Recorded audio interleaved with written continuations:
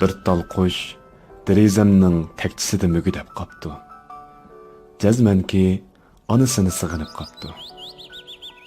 Bir qari bola kalendarga tikilgancha shuklab qopdi. Jazmanki onasini yodiga oldi. Bir tomchi yosh koinotni namliginicha lig'irlab qopdi. Jazmanki mavjudliqim yetimsirabdi. Bir misra qag'ish bo'g'zimni ichtirg'uncha turib qopdi. Jazmanki bag'rim sana tiqqanmabdi. Ey ana, o'g'ling tiqcho'ng bo'lolmabdi. Va darix. Anamning ismi Bahor edi. Qishning bir kuni ketgan edi.